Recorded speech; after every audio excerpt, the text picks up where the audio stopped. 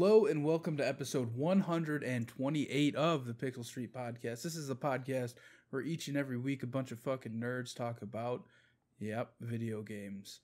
As always, I am one of your hosts, Joel Campos, and this week I am joined by the man who is in front of a green screen, who is wearing a Sonic shirt that we should have had some big news about Sonic last week, but didn't. Should have. So John Hansen. It'll come later in the year. Rate that announcement on a scale of 1 to 10. -2. Negative. Also joining us this week is Connor, not a cop, who apparently has to. I don't even remember what was the announcement again. It was like it was so lackluster. I already forgot. I think it was that they added Sonic to like Puyo Puyo Tetris or something like that. Yes. Yeah, that's right. Okay. Which is like, I've never played it, so I don't know what do characters in that game even do. Like, I don't know. I haven't played it either. I would guess it's kind of like. Did you ever on the Nintendo 64 play this Mickey Mouse Tetris game? I think it was called like Magical Adventure Puzzle something. It was literally just Tetris, but like it had like Mickey Mouse characters like controlling the thing. So I would expect that's kind of what it is. So you think it's just like a graphical thing? Like you don't get like they're just on there. Yeah, Oh, probably. wow. Some kind of theme or something. That's I mean that's the 21st century, baby. That's where we live. Cosmetic DLC, baby. But also according to Sega Europe, that is something special. Yeah. Something special, yeah. Somebody out there was excited about it. Okay, somebody was like, "Holy shit! I love Sonic. I love Puyo Puyo Tetris.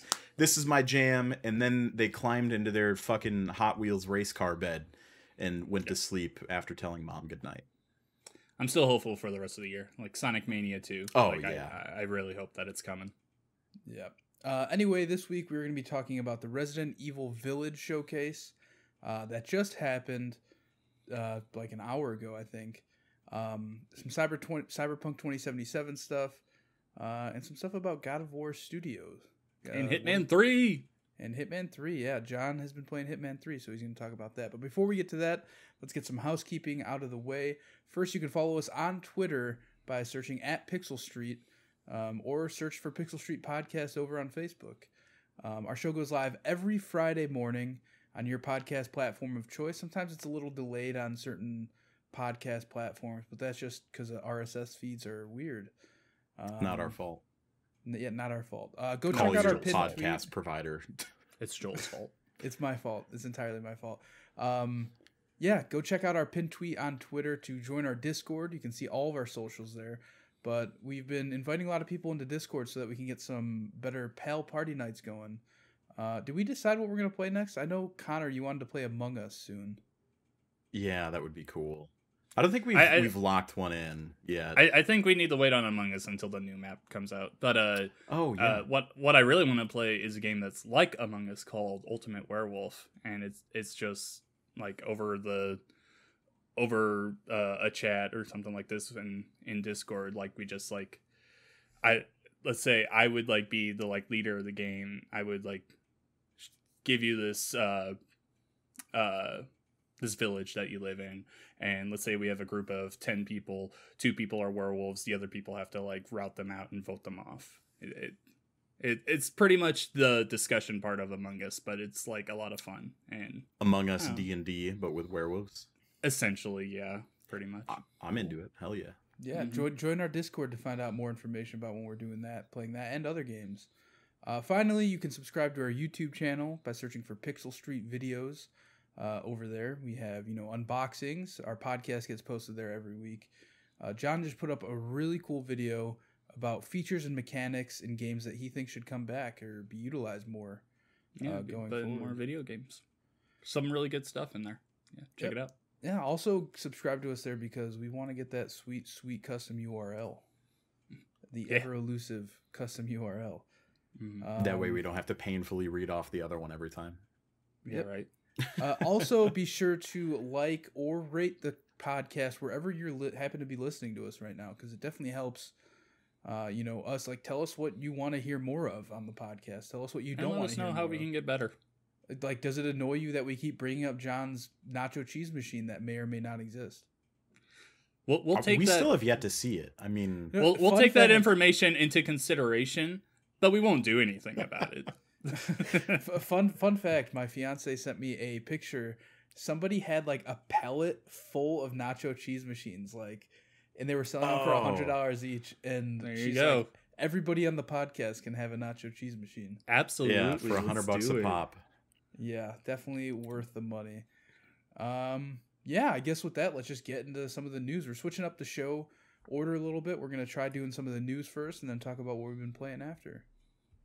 We'll save John for last since he's been playing Hitman. I feel like that's going to be a lengthy conversation. Connor, what have you been playing? I thought we were going to news. Yeah, next. you just said we're going to news. I am completely out of it. I mean, I'll read the news story if you want me to, but Resident Evil, yeah. Talk about Resident Evil. Let's go over this. Yeah, so you guys know a little bit more about this one than I do, as I didn't have a chance to catch it, but we'll walk through this journey together. So if you're unfamiliar, there was a Resident Evil showcase that just happened. Joel said it at the top of the show about an hour ago as of this recording, and it showed off some cool new Resident Evil news. So inside, we got a look at Resident Evil Village's release date. John, do you have that ready, perchance? Hold taking on. A look at keep talking. I think it's sure. May 7th. May 7th. Okay, perfect. Yep. So we got a release date finally. It's not that far away. That's actually pretty close. It's cool to hear. On top of it, there is a demo going to be dropping here pretty soon, which is also exciting. I love getting into some of the demos, like especially the creative, like craftier ones that some companies put out that aren't just simple, easy stuff. And I feel like Resident Evil is always on top of that. In some different ways. So the demo is available now on PS5.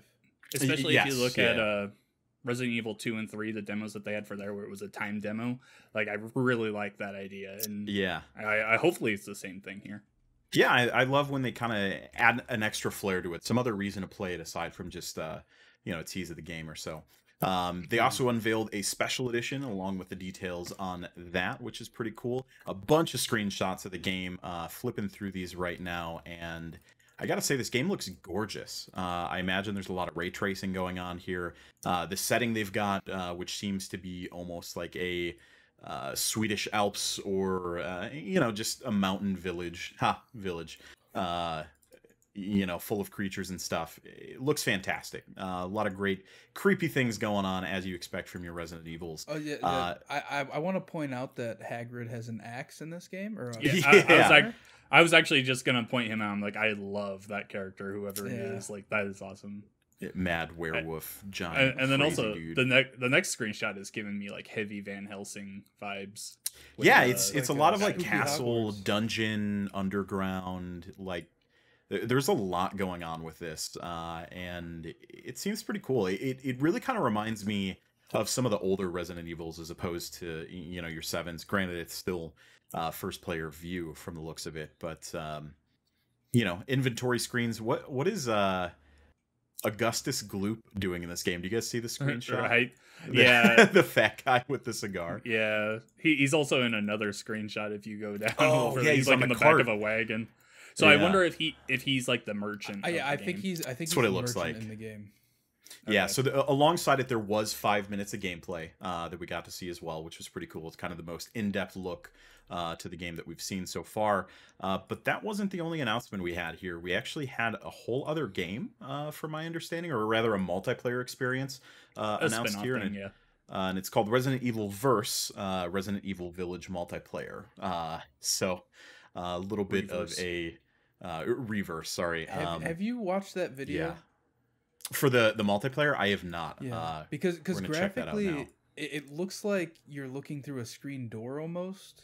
I don't know. It's like graphically, it's not the same as Resident Evil Village. Me and John were not talking very about pleasing this right before recording. Yeah. So what's the situation with Reverse here? Is this like a add-on to Village, or is this a whole separate standalone? So do we have think confirmation? It's a separate standalone, but I think it's free. I think it's along the same lines as so included. It says included with Resident Evil Village. Yeah, but it will probably be a different file, kind of like the Resident Evil 3 other one thing. they just did. Yeah. I can't think of the name of it either. That's the comparison I was going to draw. Mhm. Yeah, is this the same kind of asynchronous multiplayer thing? I mean, do we even have much info on this? This Just looking at the trailer, 45 seconds. The trailer looks like it's just team deathmatch, or just maybe just deathmatch. Some kind of straight up head-to-head multiplayer. Yeah, I just there's noticed the zombies screen door involved, too. thing. Yeah. Yeah. That's weird. Yeah, I'm not crazy about the way it looks, in all honesty. Yeah, neither am I. It's really cool that they've got like all the biggest like Resident Evil characters in there, but like I don't know, is a deathmatch Resident Evil game what we really needed? Like that feels like such a tacked on multiplayer thing. That feels like that would be something that would come out in like the 360 and PS3 days, where like Assassin's Creed was like doing multiplayer, and it wasn't anything special really. I mean, at the same time, I'm glad that they're taking the chance on trying to do something. You know what I mean? Yeah, some of those weird one-off experiences have been some of my favorite gaming experiences over the years. So this is not to say this will be a bad time, but it's certainly a pretty large departure from your traditional Resident Evil formula. So I guess it's a wait and see. Great. Yeah, it's there's some weird cell shaded action going on there that's only present in some parts of the video and not present in others. So yeah, it seems to be a bit of a mishmash. Either way, again, gonna have to be a wait and see. Rounding out the rest of this, Ubisoft popped up. Bet nobody expected that, to announce a crossover with The Division 2. I mean, who doesn't want more Resident Evil inside your Division? I'm sure somebody does, of course. But if you log into Division 2, you can actually get the Leon Kennedy RPD outfit inside Division 2, which I guess, if you're a big Resident Evil fan, you're still playing Division 2. Maybe it's between a cool thing. February 2nd and 15th, we should say. Yeah, sorry, time-limited thing. This is, okay, I like it how Capcom and like all these companies like do like random crossovers, like the Assassin's Creed and Final Fantasy crossovers that they did back in the day, all the Monster Hunter crossovers. Yeah, they're just like crazy and everything and make no sense and everything. My problem with this is like that is such a fucking like niche market you're looking for right there. It's like a year and a half old game at this point. Yeah, and yeah, a lot of people would love the play with Leon Kennedy's RPD outfit. Like, it looks good and everything. It looks great, but like, I'm not going back to Division 2 just for that. Like, I like Division, pull up an outfit, yeah. Much less, I just saw talks today that Division 2 is approaching end of life support. So it's a game that realistically is not going to be online for much longer. So yeah, certainly weird.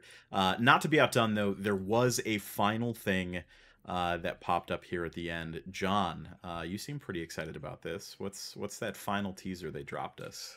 So the Netflix movie that or I guess the Resident Evil movie that Netflix is making was teased and everything, and yeah, it showed off Leon Kennedy, and I think Claire was in it as well. I actually didn't get to see the trailer itself, but I saw something mentioning that. And supposedly it's supposed to take place after Resident Evil 4. There's been a ton of Resident Evil 4 talk lately about if they're remaking it or not. So this looks to be going on from there. Yeah, it looks cool. I think Leon looks off.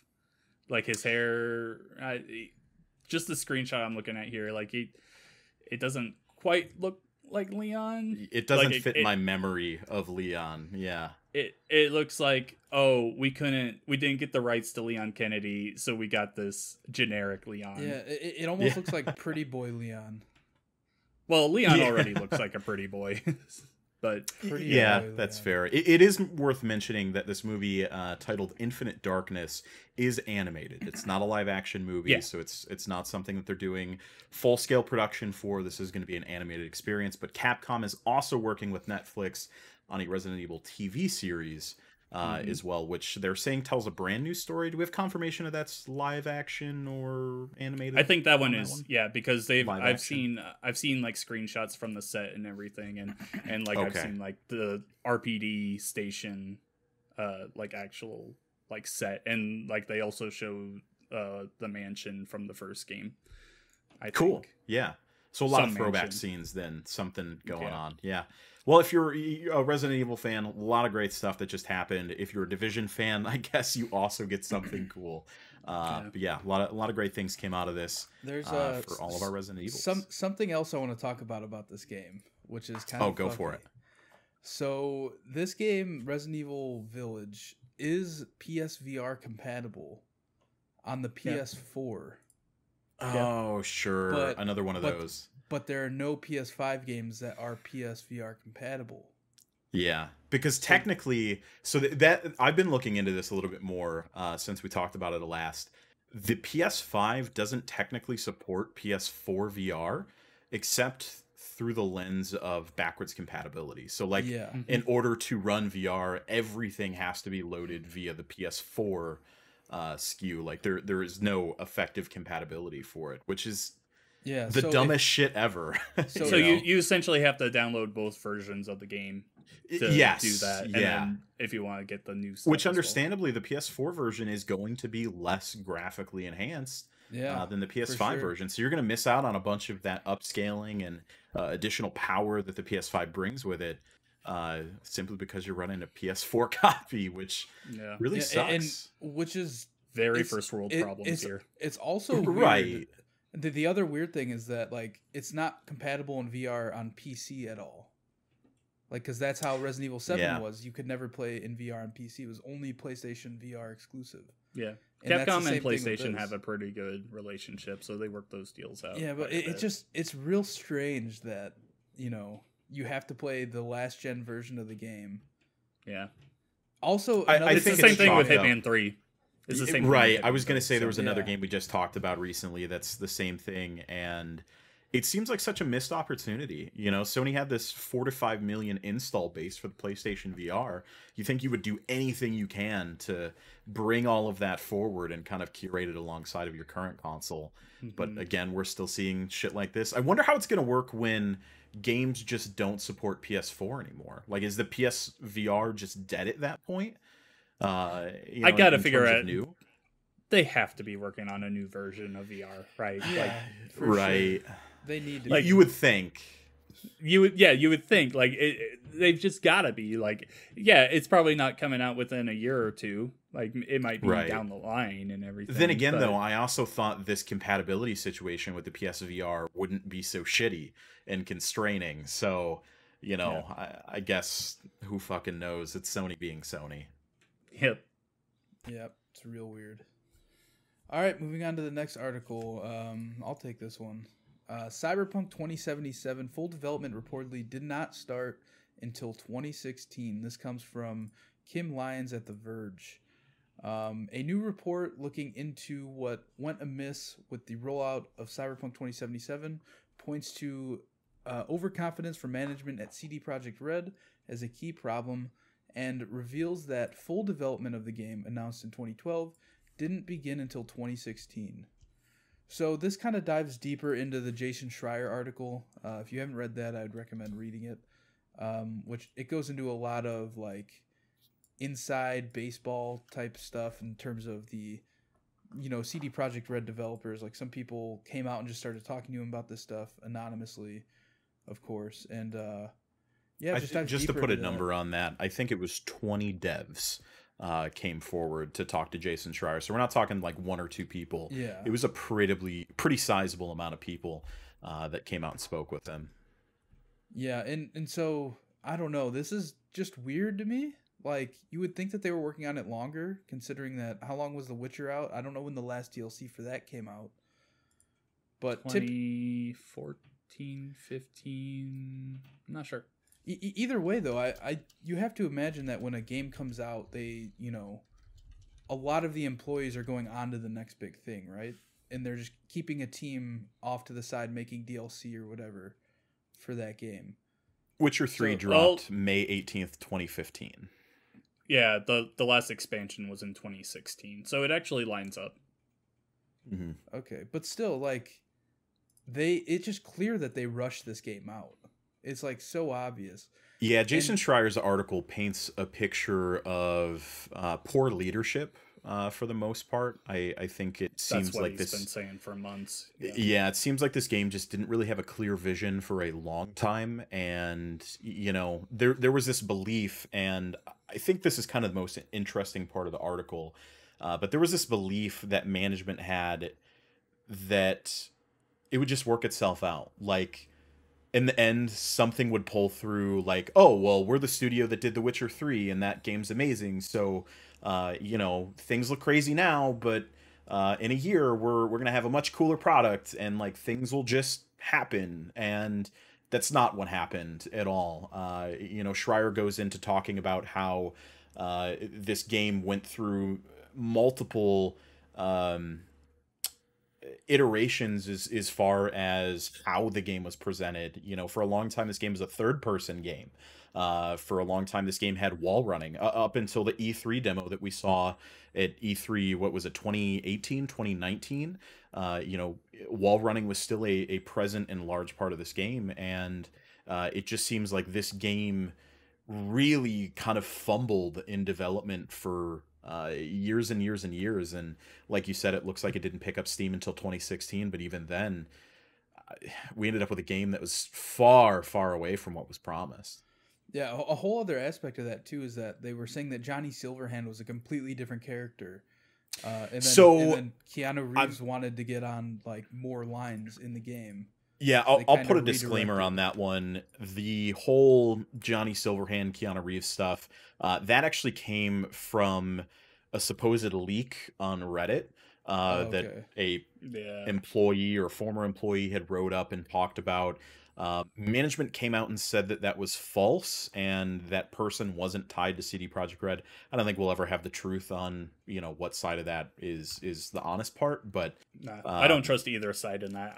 Right. That could be so completely fake. That's kind of the greatest part of this whole thing.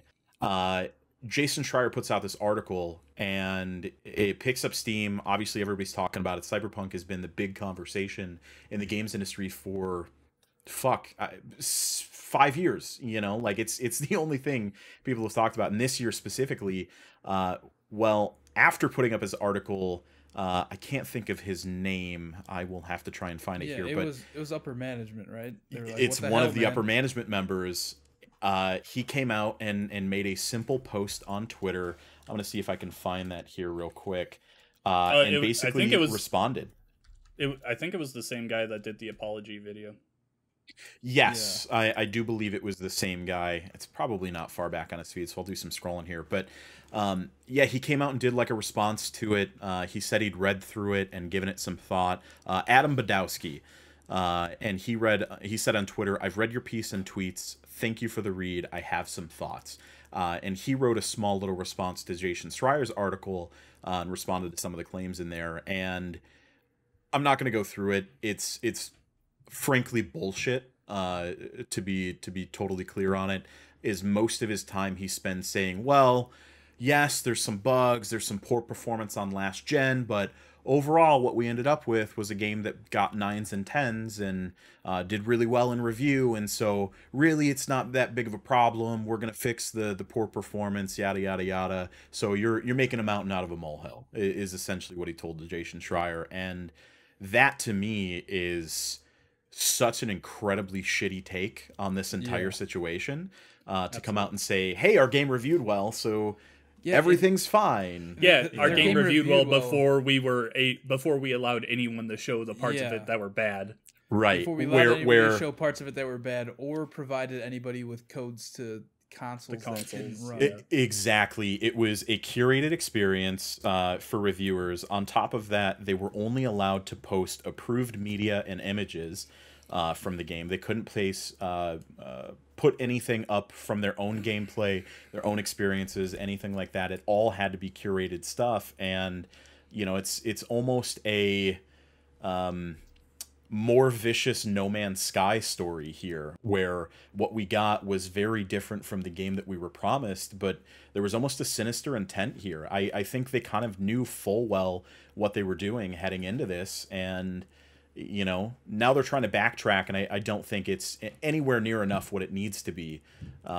If you dig into that Schreier article, it talks about some shit It's just a bummer, man. You know, you think about what was accomplished with Witcher 3 and hoping that Cyberpunk would be some grandiose, fantastic experience. And for them to take all of this feedback and all of the thoughts that they've got from the industry and take this experience and just say, well, you know, actually it wasn't that bad. It's just real shitty, man. And, you know, I didn't think that the Cyberpunk story would get worse, but here we are, you know. It's ridiculous. In that guy's response, does he say that Jason's article is false? Like, does he say so he does allude to some things being fluffed, or some things being a little bit more blown out of proportion. The only claims that he explicitly responds to in the Twitter post were 3 different lines from the article, and I'll read those lines to you. Fans and journalists were wowed by Cyberpunk 2077's ambition and scale. What they didn't know was that the demo was almost entirely fake. This one's kind of back and forth. Often what happens in the game industry is you get what's called a vertical slice for a demo, and that's meant to be kind of a sampling of each part of the game's acts that is focused on being done and complete ahead of everything else. So it's something to show off of. It's something that happens in the game industry very frequently, so that one's a little harder to talk about. To be honest, my knowledge isn't that great, so I'll skip over that. He does talk about that pretty extensively and talks about how, you know, it's non-finished product. He even said that everything that was in the trailer made it into the final game. Everything was in the demo was in the final game, which obviously is bullshit and not totally true. Line number 2 from that is, most of the staff knew and openly said it wouldn't be ready for release in 2020. His response to that is a one-liner. He says, "You've talked with 20 people, some being ex-employees, only one of whom is not anonymous. I wouldn't call that most of the over 500 people on staff that openly said what you claim." And so he does effectively try to call that as a bullshit line. Again, it's a little hard to verify either way. Line 3 that he had issue with was, a few non-Polish staffers shared stories about coworkers using Polish in front of them, which violated company rules, made them feel ostracized. They said their coworkers were talking shit about them.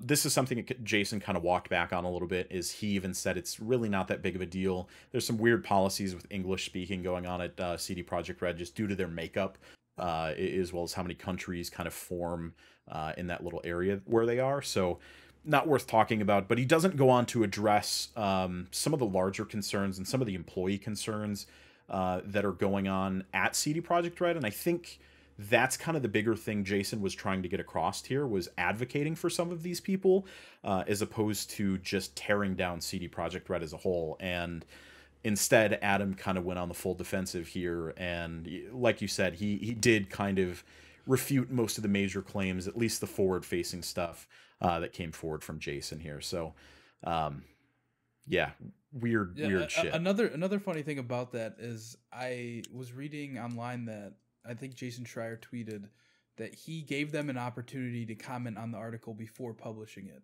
Yes. Like he sent it to them Wednesday, and this published on Friday or Saturday, I think, this past week, or maybe it was Sunday. Yeah, his response to Adam's post on Twitter says, Adam, I appreciate the responses. As I'm sure you're aware, the team declined to respond to my specific questions or provide an interview before my article went live. But if you'd like to give your perspective on the topics you didn't cover here, I'd be happy to chat anytime. So he kind of extended that olive branch. But yes, they did decline to comment at that time. Yeah, it's just kind of weird. Like, they didn't comment. He posted the article, and they're like, "Hey, man, what the fuck?"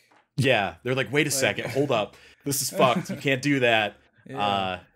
You know, it's just really mishandling of this entire situation so far, between the game, between the launch, between the old gen consoles, between the post-launch response. Like, they're really, I'm gonna say it, I didn't think anybody could Bethesda as hard as Bethesda did with Fallout 76, but CD Projekt Red really fucking pulled it off here and shot themselves in the foot, and now they're looking for who to blame, but can't find a mirror. Hey man, say what you want, but I love Fallout 76. It's fine now, absolutely, but you can't deny how shitty that launch went. Yeah, and thankfully, I loved every minute of it. You even enjoyed your canvas bag. My canvas bag. Yeah. All right, John, you want to take the next news article? Oh, John, I think you're muted there, friend. Oh, I think Connor should take this. He probably knows more about this than I do. Oh, sure. Okay. Yeah, so this is one that I pulled just the other day. We were looking for some news and stuff, and this one was developing as we pulled it up. So I'm going to see if there's any updates to this as we read, and we're kind of going to bounce through this together. But Valve, Capcom, and Bethesda have been fined $9.5 million for geo-blocking PC games. This one comes from Luke Plunkett over at Kotaku. And it reads, the EU have fined Valve and 5 publishers a total of 7.8 million euros, which equates to roughly $9.5 million USD, over their practice of geo-blocking PC game sales on Steam. This basically means forcing users in a country, say Germany, to only pay the German price for a game instead of letting them buy a cheaper version of the same game from a different European country. Geo-blocking breaches EU antitrust rules, and so the 5 publishers cited, Bandai Namco, Capcom, Focus Home, Koch Media, and ZeniMax, which is a subsidiary of Bethesda, were fined around 6.2 million euros. As the owners and operators of Steam, Valve, who, quote, chose not to cooperate with the commission, unquote, were fined 1.6 million euros. So Valve didn't take the brunt of it, but they did get a pretty fat slap on the wrist here. There's one more article. Is that fat for them though? Yeah, I was thinking right. So they're such a huge corporation. You took their lunch. At this point. Right. That yes. honestly, this might even be saving them money, having to pay this fine and making everybody pay, the price in their country. I do think it's interesting to see that Valve got off with little to no blame here. For the most part, you talk about 1.6 million euros as opposed to the 6.2 million euros distributed between the other companies, and Valve really kind of got the lesser end of the stick, which is interesting because I thought as a consumer, Valve kind of controlled the whole marketplace. Like, this kind of stuff was up to them. Having those types of regulations and things in place were kind of wholly up to Valve being the marketplace as opposed to the publisher. So interesting that the publisher has control in that aspect, and it's interesting that they made these choices. Also worth noting here, not many other markets have these type of antitrust rules concerning geo-blocking or currency I guess rules like the EU does, and it's mostly due to the fact that in Europe all of the countries are so close together. So in the US, you wouldn't drive 20 hours to Mexico to try and buy a game cheaper there because it's just stupid and unrealistic. But if you're in Germany, you're an hour from the border in any given direction where you could skip to another country, buy a game there over the border for cheaper and just move on. It's a very normal part of life that we don't think about here. So it's interesting to see this get blown up in such a big way. There is one more line here I just wanted to read for more context. And it reads, quote, today's sanctions against the geo-blocking practices of Valve and 5 PC video game publishers serve as a reminder that under EU competition law, companies are prohibited from continually restricting cross-border sales, end quote. EU competition Executive Vice President, Jesus Christ, that's a long title, Margaret Vestager says, quote, such practices deprive European consumers of the benefits of the EU's digital single market and of the opportunity to shop around for the most suitable offer in the EU, end quote. So again, same thing I kind of built up here. It's very anti-monopoly, or pro-consumer, pro-competition kind of thing. So not really possible many other places of the world. As I said, there's not a lot of these practices in place, but it's a decent chunk of money for us. For these companies, it's probably nothing. You look at ZeniMax, and if you split that 6.2 million euros 5 ways, they're probably catching 1.8 million euros, so roughly $2.5 million, and Xbox just paid an absurdly billion, right, billions of dollars for them. So really, again, a slap on the wrist when it comes to this. You guys think anything comes of this? You think we see anything? Them stop this blocking process in the rest of the world? You think it's like, okay, we'll stop doing it in the EU and carry on with our life? If anybody can fight it, it's going to be Valve. I don't think any other company could try and fight this. That's fair. I mean, they've got such a lock on the market too. It's Epic Games Store really when it comes to things like this. So fun fact, Battlefront 2 is free on Epic Games Store, but when you download it, it just installs Origin. It's so dumb. Yeah, I think there's another couple of games that are doing that as well, and it's a really weird situation. I think Apex uses the Apex launcher or Origin launcher. Yeah, it's fucking weird, man. Real weird. Yeah. But yeah, I guess that sums up the news for the week. Let's get into what we've been playing. Connor. Not quick news?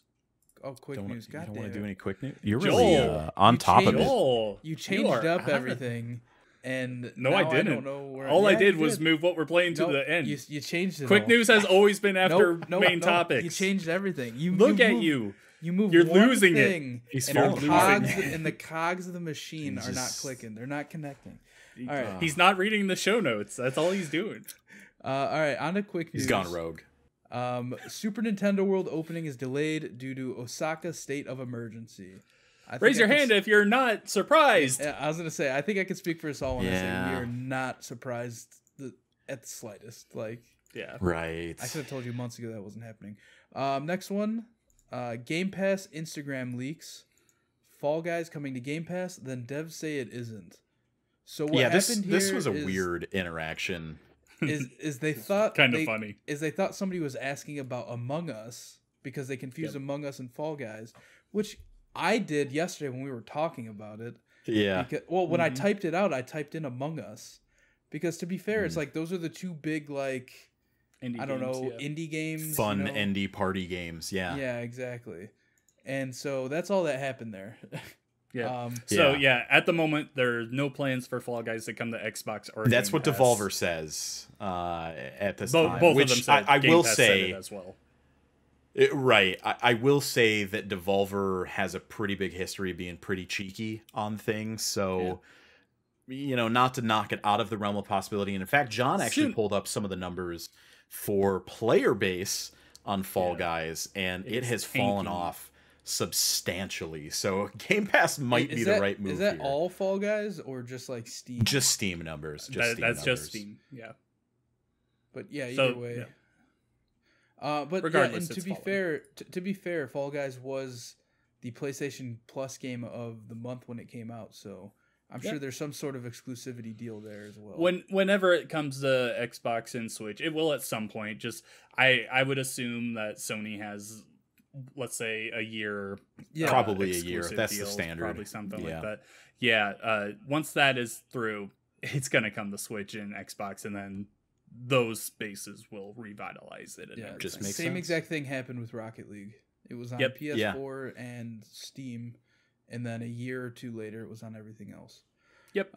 Moving on, but at that point, who knows if it's even going to matter.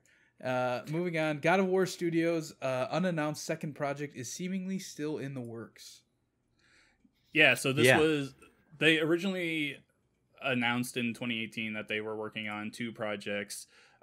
Recently, the Sony Santa Monica put out a job searching thing saying, we are seeking an experienced art director for the development of a new unannounced title.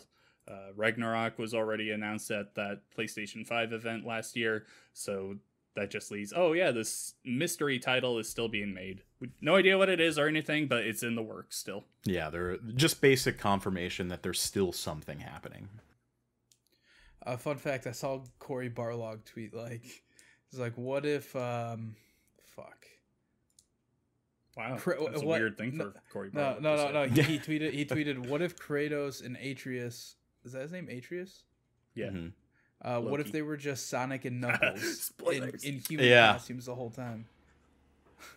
Yeah, I saw. Honestly, if you're not following him on Twitter, you should. Corey's a great person. He's a very good follow. Moving on, Fortnite has teased Terminator content. Yeah, there's Predator content right now, right? I think Predator just dropped. Yeah. Is that like is that just a skin? I know that there's like quests attached. You're the Fortnite buff here. Dude, I haven't played Fortnite in like 2 weeks, but doubt. No, it's true. 2 weeks. Don't believe you. I don't believe him either. I mean, it's not on the list under games I've played, so you're hiding it. He's already got the Predator content. A bot makes Reddit arguments into Phoenix Wright trials. All right, what, John? This is some shit you put. I know. So. Yeah, so this is brilliant. This guy made a bot that just takes arguments on Reddit, and pretty much if you're playing the video, it just translates the text into a Phoenix Wright conversation. So it's them in court, and it's Phoenix Wright, and then his main rival, Miles Edgeworth, just going back and forth with the text and everything. It's not in the remastered version. That's the Phoenix Wright trilogy. It's in one of the DS games, I believe. So it looks a little old and everything, but this is still great because it's just so funny seeing the normal animations that you would see in the game just being put to these arguments. I'm watching this video now, and this is fantastic. Yeah, this is something I didn't know I wanted, but I do. Yeah, it's just going back and forth constantly. Yeah, it's pretty funny. Yeah, and then them just throwing out the objection. It's so good. I also appreciate play Phoenix Wright. It's so good. It throws their Reddit username in there, like they're the ones saying it. It's not just the text. I didn't even notice that. That's a good touch. Listen, if there's anything you can find on Reddit, it's people arguing. So, plenty of content for this guy right there. All right, that sums up the quick news. Finally, Connor, I'm just dying to know what you've been playing, man. Yeah, this is the third time I brought it up. It is. Listen, man, we're not going to start with Hitman 3. And we screwed it. Shut up. Stop talking. We got there in the end. That's the important part. So video games. This has been episode 128. He's just going to end the show now. Video games. We've been playing them. Let's talk about them. My major game I've been playing is UFC 4. So the UFC games, if you're familiar with them, they're still making them. They're still a thing. And the latest one came out, I think, middle of this year. So it's not very old, but I just picked it up. Spent some time with that. And oh god, fuck, it is January. I don't want to talk about it. Middle of last year. So either way, it's really only a couple months old. It's not a terribly old game. Spending some time with that. I have loved the UFC game since the Undisputed days. I think it was like Undisputed 2010. Joel and I were talking about those a little bit the other day, and this is the latest one of those, man. It's UFC beating up dudes in a cage wearing real tight shorts, and it's a good one of those. However, I do have some gripes with it. Obviously, it's a fighting game. At the end of the day, that's what it is, base level. But they really kind of took this one in a direction. The last couple I've played, they're just UFC games, man. Like, you just make a character, you fight dudes. You can even play characters against your friends, dream matchups, all that kind of stuff.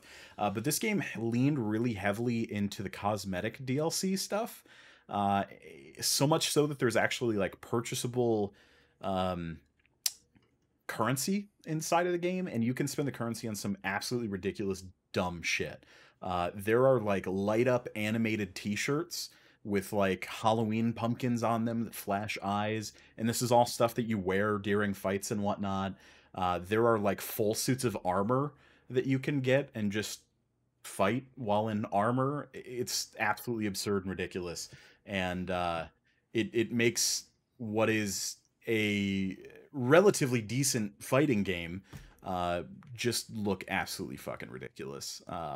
Which is a bit of a bummer, because I think when these games are serious and they actually take the fighting part of that and the story part of that seriously, they can be pretty solid for what they are. But if you wanted to wear a centuries-old centurion helmet from ancient Rome while spin kicking a dude to the face, then UFC 4 is your game, man. It's good for the fighting stuff, but pretty terrible for everything else, to be honest with you. I just finished that. I deleted it from my Xbox, and I'm not going to play any more of it. It's certainly champ? kind of a one and done. Oh yeah, absolutely. I defended the belt something stupid like 26 times through my career, which was dumb. So impossible. Right, like it's never gonna happen. And then the game just made me retire. It was like, your career has gone on for too long. This is your last fight. You're done. You're 76 years old. You must retire. Right. That's what I was trying to figure out, because when I started, like I was 26. Retire. Yeah. Yeah. Well, I mean, I did have like $150 million, so retirement was an option. Cool. All right. I'll move on to what I've been playing. I've been playing more Destiny 2. I just this past weekend tried a raid with Chad from Respawn Aim Fire. It was me, Chad, Matt, Dallas, Jerica, and Audrey.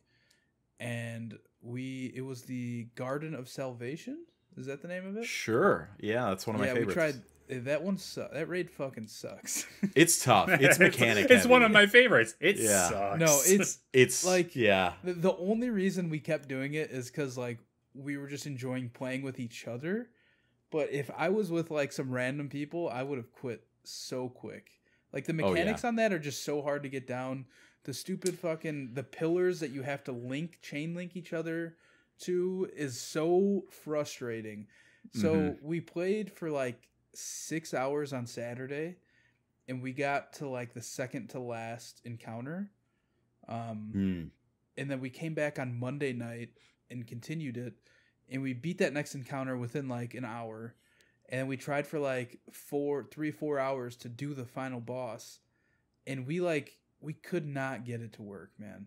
Like we didn't get we got, I think the whole time we got like 3 or 4 damage phases in total, but it was only on the first damage phase that we got it to. It was like 4 separate times, and we didn't do it well enough. Like we barely took a sliver of his health off because we didn't know what the hell we were doing.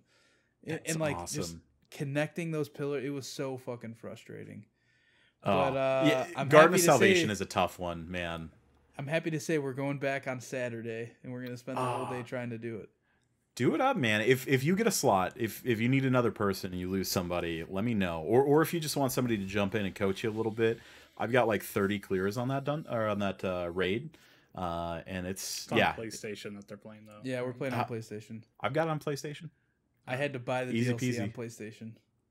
Yeah, I think I own everything up to Beyond Light on PlayStation. Okay. So I'll jump over. I had to pay $25 for that DLC to play with them.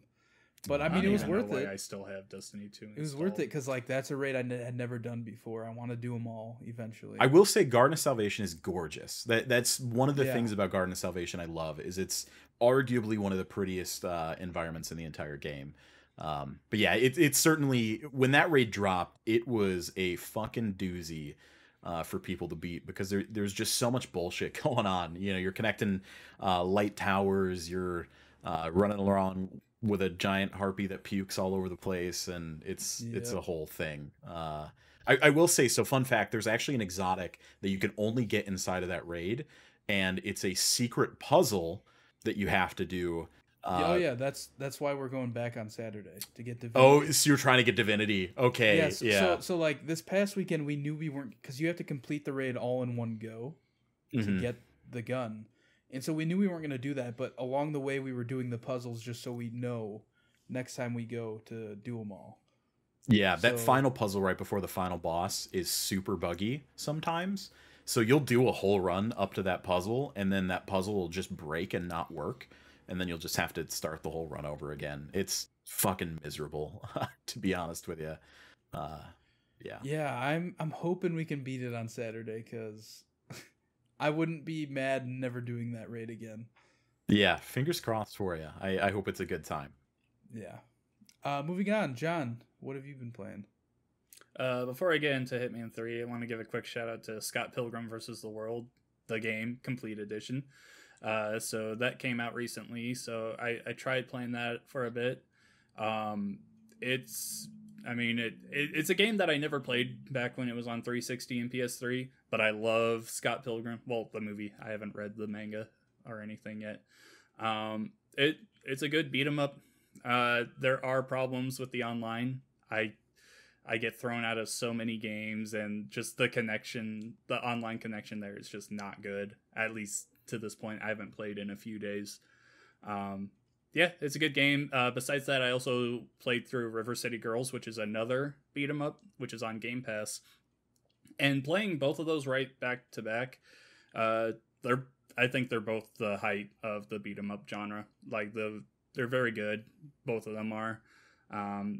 River City Girls has a really fucking weird ending, but I mean the music in it is amazing. The combat feels good. The special moves that you unlock and everything are great. I definitely recommend both of them. Scott Pilgrim is only $15 if you want to buy it, and like I said, River City Girls is on Game Pass, so you're not missing out, or you're not losing anything by giving them a try. Like, they're both good games, and hopefully Ubisoft fixes the Scott Pilgrim problems. So beside, I was gonna say, I have a quick question. What was that short game that you tweeted about the other day? Oh, The Little Acre. Yeah, that is also on Game Pass. It's a little short point and click adventure game. There's an achievement on there for beating the game in under an hour, and if you do a guide, I think I did it in like 55 minutes. So it's not hard or anything. Really, really just charming, really. It's just short little story about this dad and his daughter. They wake up one day and they're like, oh man, where did my grandpa go? Where did my dad go? Like, we have to find him. Oh, I'm messing with this machine. Oh, I'm teleported to this weird world. And it's just a story about like them bouncing between their home and this world that their dad / grandpa were in, and trying to find him, and just like the little story that goes on there. Very short and everything, but it's funny. It's, like I said, not that difficult if you want to. There's like a suggestion and a hint section in there to help you like through some of the puzzles and everything. Just an easy 1000 gamer score game, but also just a nice little charming game to play on the side if you have nothing else to play. I'm all about those easy gamer score and achievements. Yeah, of course. A shout out to Game Pass rewards, I think, or maybe it's just Microsoft rewards. They're like doing a up to 10,000 gamer score thing will give you like 10,000 Microsoft points, and I'm at like 8,000 something right now. And So, I think honestly, I think that equates to $10, right? Yeah, something yeah, like it that, does. Yeah. Honestly, just shout out Microsoft Rewards, period. Like, if you're not doing that already, you should jump on it, because they've always got something going on, and you'll always get rewarded for all kinds of shit. I mean, just logging in and playing Game Pass games. Even if it's a game that you own that's just on Game Pass, like, you're going to get points for it. Destiny. If you're playing Destiny, get Microsoft Rewards. You're going to get paid for it. They also do like things for new games as well. Like I pre-ordered Hitman 3 a while ago, but I looked on the rewards thing, and the other day they had a thing that gave me 6,000 points because I pre-ordered it. So like, yeah. I think that happened with Cyberpunk as well. I pre-ordered it and I launched that app, and they gave me a free 6,000 points. Yeah.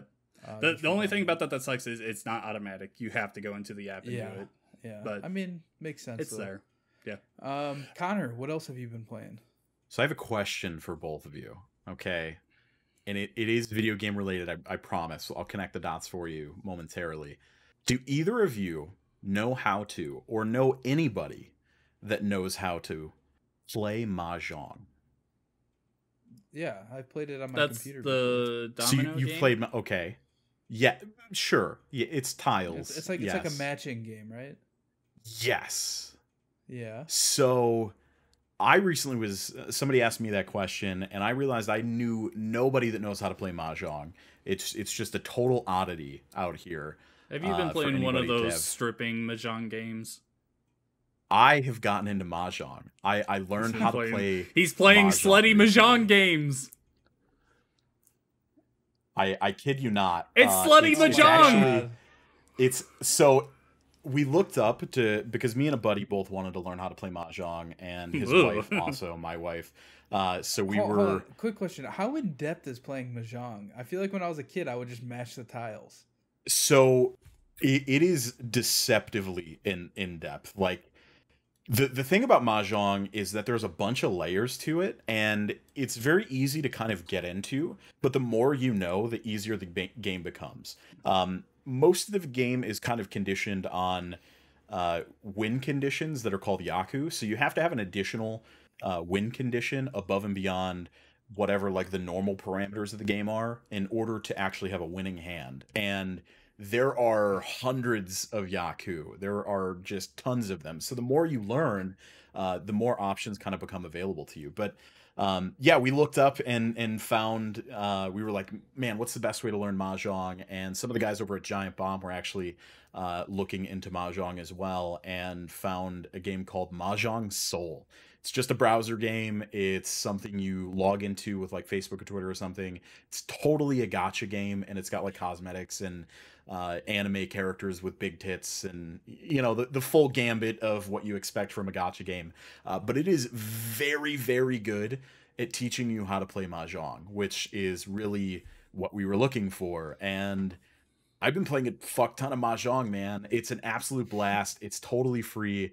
I recommend it. Jump in, give it a shot if you've ever even thought about it. It is a matching game, like Joel said. It's kind of base core, but it's also a very pleasant thought experience. As once you learn mahjong, like the basic rules of it, it's something that you kind of, well, you just kind of flow through it. Like you sit down and zone in, and it's just you kind of fucking with tiles, man, and it's real cool, to be honest with you. And also, like, modern video games have to pay so much respect to, you know, classic board games, tile games, things like this, because that's where a lot of this started. You know, you look at D&D for really kind of launching and exploding the RPG era that we got. So I've kind of been jumping back to some of those older things, especially with the mahjong thing. Like I realized that I didn't know anybody that knew how to play mahjong, so it's interesting that Joel's played it before. But yeah, mahjong, man, it's actually really cool. And if you want to learn how to play while looking at anime chicks, then Mahjong Soul's your game. Yeah, I think that was on one of those discs growing up that was like 100 games on this CD. Oh, probably. 99 of them are mahjong. Yeah, exactly.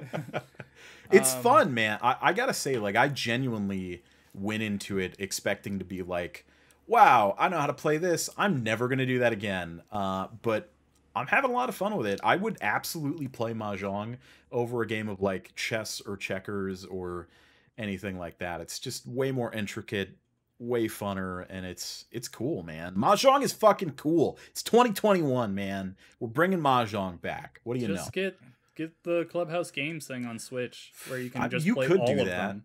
Or you could just play Mahjong Soul for free. This is an ad. Connor, totally I'm not gonna need sponsored. you to write a script for a mahjong movie.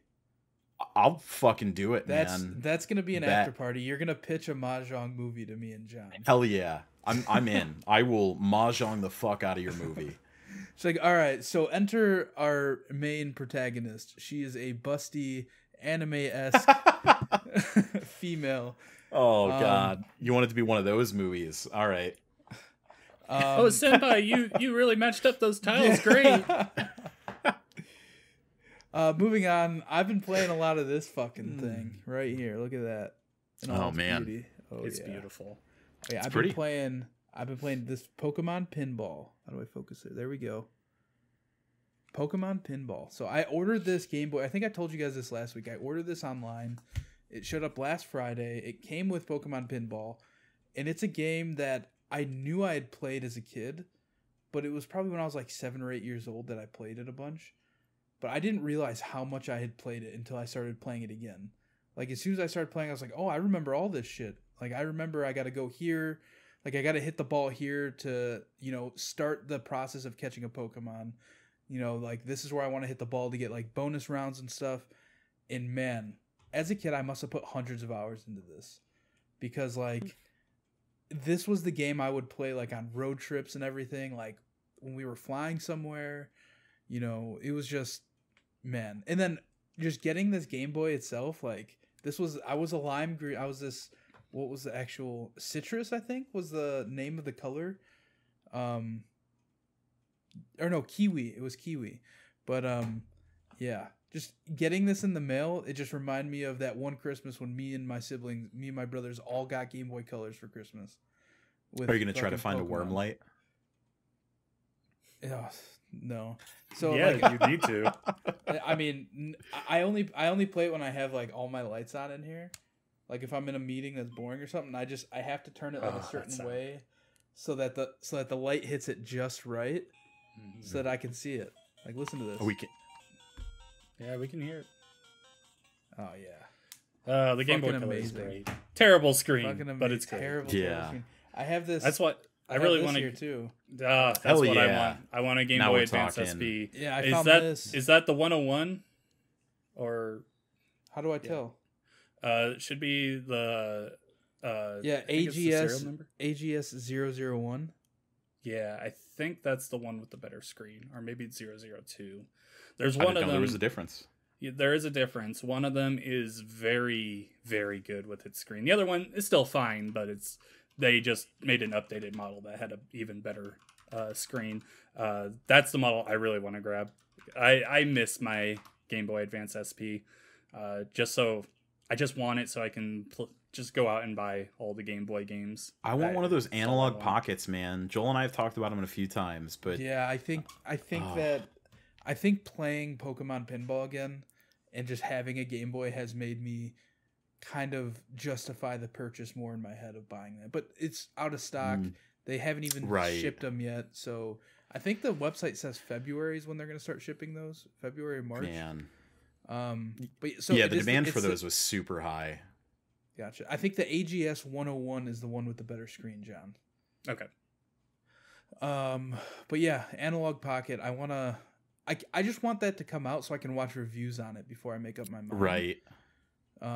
Because it's such a cool premise though, playing old games on like new updated hardware, not having to worry about compatibility or anything, just having access to a huge library of those, man.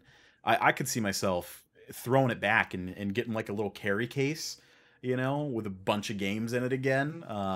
Totally the opposite direction of the way tech is moving now. You're gonna get one of those Gucci satchels. Oh fuck yeah, man. Hell yeah. Bag with a sling. Now we're talking. Yeah. All right. Moving on. Last but not least, John, tell us what you think of Hitman 3. And hold on. Keep in mind, me and Connor are not fans of stealth-like games, so this game does not. And I'm not either. Yeah, I know. Neither are you. But this game, like for me and Connor, it doesn't appeal to us really at all. So try and pitch us on like what you think is so great about this game. All right. Yeah, starting off, Hitman 3 is great. I say this so much on the podcast here, but it is an example of the perfect sequel. It takes everything that came before it, brings it back, and it just improves on it even more. So Hitman 3, if you own Hitman 2 and as well the DLC pack for the Hitman 1 games in there, you can transfer all of your progress over. So it's all coming with you. You don't have to keep Hitman 2 or Hitman 1 downloaded on your console. And they've also compressed the file so it's even smaller on there. It's like Hitman 2 with all the files was like 110 gigs, I want to say. Hitman 3 with everything, all 3 games in it, is like 70 gigs. They've just compressed everything way down. The maps themselves are great. They're trying brand new things with it. It's not always just go out there, find the target, find a way to kill him in a creative way. There's still that in there, but they're adding in like all this new like story-based stuff and everything. Like there's one mission where you start out on this road and you go down and you're hiding from these secret agents and everything, and you have to take the secret agents out before you can actually start the mission. There's also one where you talk to Diana, who is the person in your ear all the time, like telling you how to go about things. She's infiltrated Providence, the secret society, and you have to do the entire mission while protecting her as well as taking out the 2 targets. There's just so much there. It's really great stuff. They've expanded the like assassination things in the mission stories now. So there's a lot of, in the past, mission stories would give you just one way to take out the target. It was just like, okay, follow this kind of a storyline kind of thing, follow this, and this is how you take them out. Now there's a bunch of missions that you get to a certain point in there and it like diverges into like 4 different ways that you can kill the target, which is amazing. Like you can explore all these different ways, as well as have like the shoot the target, strangle them, poison them, drown them, like all these just tons and tons of ways to go about killing them. Like it's just a giant playground that you are just let free in. Man, it's so good. Yeah, there's just, I'm not much of a stealth guy, but like the stealth mechanics in here are good. Like I don't think they're amazing by anything, but it's just hide, knock out someone, steal their costume, and you can get through certain areas without starting combat or anything. The stealth stuff is really focused on disguises and just like talking your way through things and having the right item at the right time, sneaking around. It's nothing like, I would say, I don't play a lot of stealth games, so I guess I can't really make like any Last good of Us comparisons. Like compared Last to of like Us, Last of Us mission, yeah. where it's just pure sneaking. Yeah, just like pure sneaking, and it's, oh, I hope that they don't hear me while I crouch by. This one, it's just, okay, I've knocked out this guy, I've got this guard uniform, this guy over here, okay, he's gonna let me through this checkpoint now. But there's another guy around the corner that he will notice that I'm not a real guard. Like there's a thing over his head showing, hey, if this guy sees me, he's gonna point me out and he's gonna start a fight with me. So I have to find a way to get around him. I have to distract him. I have to throw something around him. I have to cause an explosion over here so I can go over there. It's just so much you can do in the game, man. I think one of my biggest problems with stealth games has always been that feeling of, well, if I'm spotted once or I make one wrong move, that's it. I'm fucked. I have to start over again. I have to, reapproach this from a different angle or whatever. Does this kind of contain that same feeling, or is it a little bit more whimsical and open in terms of like, okay, you fucked this up, but that's totally fine. Like there's a path to recovery. You have options, as opposed to just locking you out. Yeah, no, it's absolutely there. If you want to get the best rating in the game, which is called Silent Assassin, Silent Assassin is you're not seen at all, or like you're not. People know that they don't know that you're an infiltrator. The body isn't found. You're not recorded on cameras or anything. If you want to go for that, then yeah, you'll have to like start over and everything. But if I just walk into an area, pull out my gun and shoot someone, yeah, people are going to come after me and shoot me and everything. But if I get away and steal someone's disguise, they don't recognize you. So you're pretty much just starting over. After a while, when everyone gives up on fighting, they go back to what they normally do. So a little bit of that PS2 logic, like, yeah. Well, I don't know where he went. Absolutely. Back to the post. Absolutely. And that's part of the reason why I love it, is because that kind of thinking on it, like, they don't go the like whole, okay, Agent 47 is a white bald man, okay? You'll like come by this guy who's like arguing with this guy. He's like, oh yeah, I want to come in, but no, I'm not going to let you search me or anything. So he walks off on his own. You steal his thing.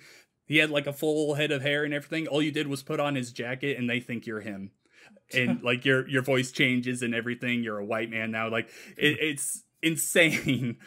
Like them letting you get away with that, but it just helps to make the game so much more fun. I do have a burning question about Hitman 3. In Hitman 2, you had the homing briefcase. Is there anything equally as ridiculous that you've gotten your hands on so far? If you unlocked it in Hitman 2, you can just carry it over. Really? So you get the homing briefcase again? Yeah.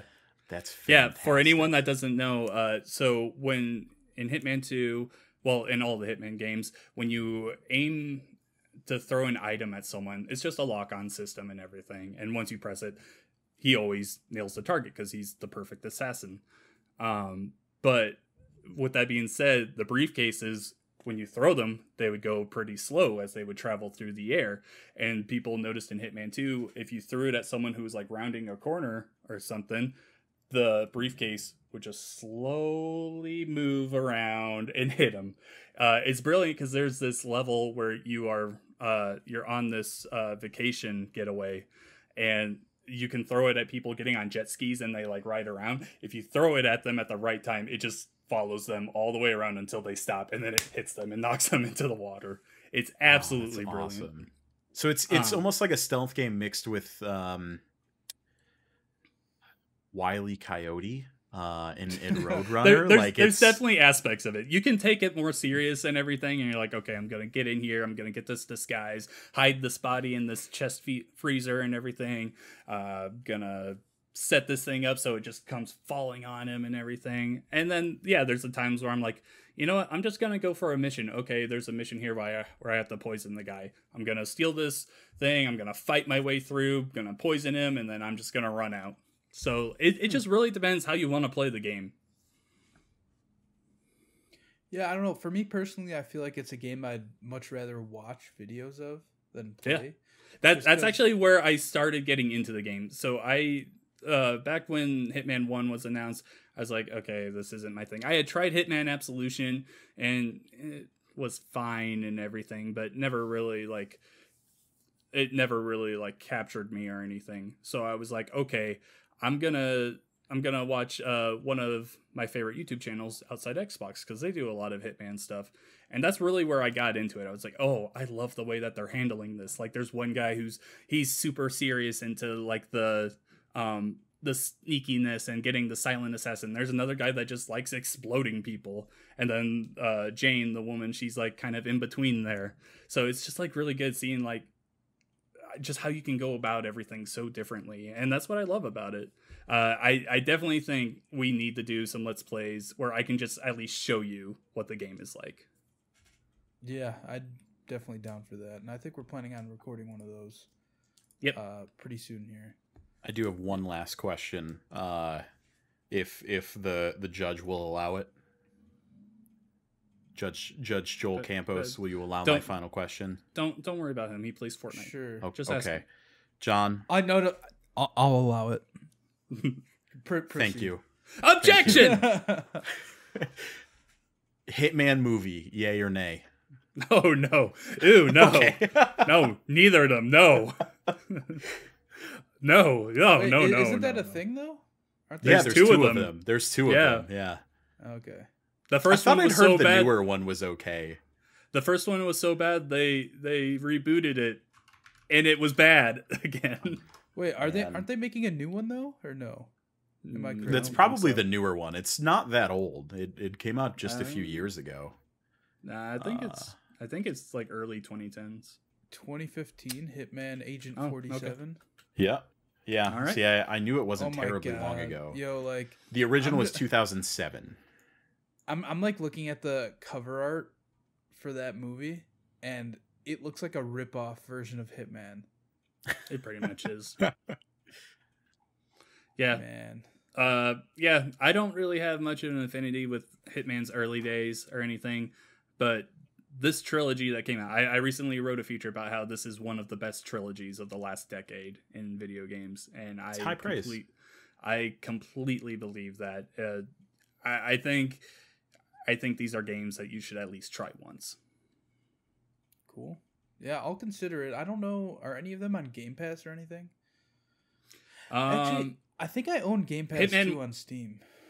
Hitman 1 used to Wait, be. hold the fuck Hitman up. 2. No. Hold up. There's Hitman a sequel to Game Pass? What the Game fuck? Pass 2. You probably haven't heard about it yet. It's got Fall Guys. Game Pass 2 Electric Boogaloo. It's got Fall Guys, but nothing else. Yeah. It's all Fall Guys. Yeah.